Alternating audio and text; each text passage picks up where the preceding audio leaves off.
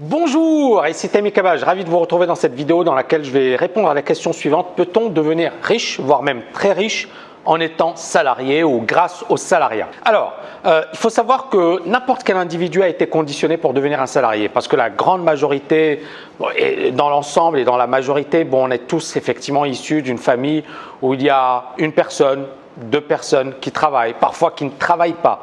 Mais souvent, c'est effectivement quelque chose qui revient très souvent. Créer une entreprise, c'est un risque. Sauf si on est né dans une famille d'entrepreneurs et donc à partir de là, effectivement, on voit que ça peut valoir le coup. Mais si ce n'est pas le cas, on est souvent effrayé par la création d'entreprises et on a souvent effectivement, on en fait des montagnes et on se dit c'est pas fait pour moi. Je me souviens qu'effectivement mon père il me disait tu fais tes études et tu deviens salarié, tu travailles dans une institution, tu fais des super bonnes études, tu essaies d'avoir un bon diplôme et tu intègres une société. Et quand je lui parlais de créer ma propre boîte, c'était hors de question et pour lui effectivement c'était la pire des choses à faire. Et c'est assez intéressant parce que justement il y a beaucoup de freins et notre éducation, la manière et l'endroit où on a évolué, certains exemples vont nous marquer et vont nous empêcher de prendre des risques. Mais qu'en est-il aujourd'hui? Qu'en est-il au 21e siècle? Et est-ce que le salariat, c'est encore la meilleure manière finalement de devenir indépendant financièrement et de s'en sortir? Eh bien, je vais vous répondre dans 2 petites secondes. À tout de suite.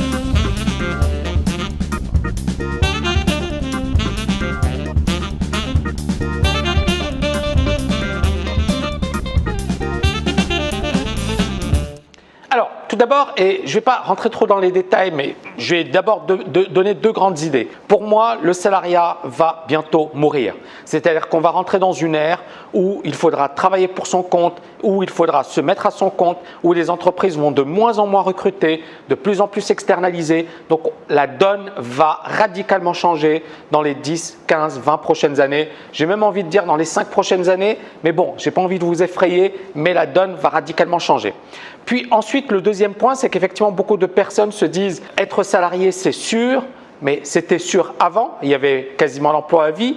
Je sais que mon père avait effectivement fait toute sa carrière au sein de la même entreprise, mais aujourd'hui, ce n'est plus le cas. C'est-à-dire qu'effectivement, on peut rester salarié 1 an, 2 ans, puis changer de job, changer parfois même de carrière, changer totalement de carrière, de passer d'une carrière à une autre. C'est quelque chose de totalement réalisable aujourd'hui et c'est quelque chose qui se fait de plus en plus. Donc l'emploi à vie n'existe plus et le salariat, ce n'est plus une garantie comme ça l'était auparavant.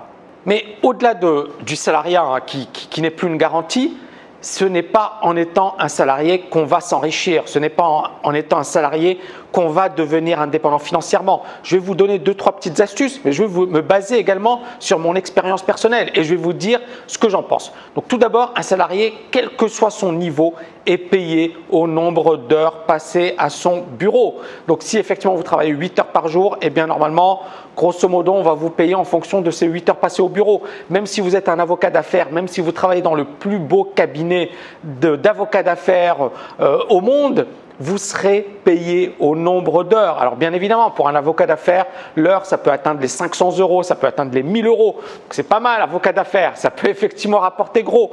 Mais il faut savoir une chose, encore une fois, c'est que ce n'est pas forcément l'avocat d'affaires qui va tout remporter puisque son cabinet va prendre un pourcentage considérable et que l'avocat aura une petite portion de l'heure de conseil donné à son client. En même temps, c'est normal. C'est-à-dire que le cabinet, il a une réputation, il est connu, il fait sa publicité, etc.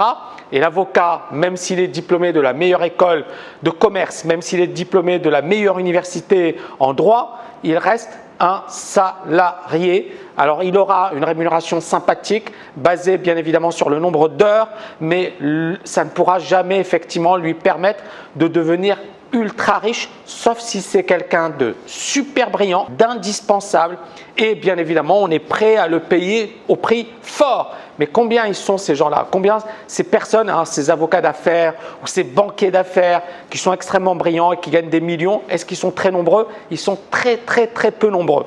Donc encore une fois, on en revient au salariat. On est limité par le nombre d'heures que l'on travaille au sein d'une institution, au sein d'une entreprise. Donc j'en arrive au deuxième point, qu'est-ce qui vous permettra de devenir riche en étant salarié? Et Pourquoi pas hein. On connaît des salariés chez Facebook qui sont devenus multimillionnaires, voire pour certains milliardaires. On connaît des salariés qui sont devenus ultra riches chez Apple, chez Google, etc. Et bien justement, quels sont les domaines les plus porteurs? Quels sont les secteurs qui vous permettront de devenir riche? C'est soit les startups, les nouvelles technologies. Donc c'est un domaine où justement on va se battre pour avoir les meilleurs talents. Et donc à partir de là, comme on va se battre, eh bien les prix vont grimper. Ces startups généralement vont vous rémunérer en fonction non seulement de votre savoir-faire, mais également elles vont vous donner des stock options. Et si elles sont correctes grâce aux stock options, c'est quoi une stock option? C'est la possibilité d'acheter des actions à un certain prix. Généralement le prix il est hyper abordable. Donc quand l'entreprise elle est introduite en bourse et si effectivement le cours de bourse explose à la hausse, vous devenez ultra riche grâce à ces stock options. Donc c'est quelque chose que l'on retrouve dans les entreprises, les startups. Mais le problème, c'est qu'il faut être dans la bonne start-up au bon moment. Combien de start-up échouent sur 10? 90% de start-up échouent, voire même plus. Donc on a 90-95% de start-up qui échouent. Donc il faut être dans la start-up et il faut travailler dans la start-up qui va réussir. Cette start-up doit vous donner des stock options et puis bien évidemment, il faut avoir les compétences et il faut se rendre indispensable. Donc être au bon moment, au bon endroit et c'est effectivement beaucoup demandé à la chance. Mais bien évidemment, c'est arrivé à pas mal de personnes et tant mieux pour elles. Ensuite, bien évidemment, la deuxième possibilité pour devenir riche, c'est grâce au salariat, c'est d'être trader ou de travailler dans un hedge fund. Encore une fois, on va se baser sur vos compétences, on va se baser sur vos qualités, on va se baser sur est-ce que vous avez le potentiel ou pas. C'est, je dirais encore une fois, une poignée de personnes, mais c'est quelque chose qui dépendra bien évidemment de votre savoir-faire. Parce que là, on n'est plus dans le domaine du nombre d'heures. C'est-à-dire que si effectivement vous êtes capable de gérer des fonds importants, si vous êtes dans une structure qui se développe très rapidement, si vous rejoignez un hedge fund au tout début et que ce hedge fund devient vraiment immense, eh bien, on est bien d'accord que votre rémunération ne sera pas limitée au nombre d'heures, mais elle augmentera considérablement. La rémunération dépendra de la performance générée. Généralement, les hedge funds ont un pourcentage sur la performance générée et elle dépendra bien évidemment de vos compétences. Est-ce que vous êtes bon ou pas et est-ce que vous méritez votre salaire? Par rapport au salariat, et j'en reviens également aux startups rapidement. Moi, j'ai eu l'expérience, la mère expérience. Je dis, allez, je ne suis pas méchant, mais ça m'a beaucoup appris. Mais la mère expérience de travailler dans une startup qui a réussi. On m'avait remis des stock options et je n'ai rien reçu. Au sens où, voilà, ça a été dilué, etc. Et donc, j'avais apporté toutes mes compétences, tout mon savoir-faire, toute mon énergie pour travailler. Parce que quand vous avez une startup qui débute, généralement, c'est beaucoup de travail, beaucoup d'énergie. On m'a dit, voilà, Tammy, tu vas recevoir des stock options, c'est super, on est super content de ton travail, c'est génial ce que tu fais, etc.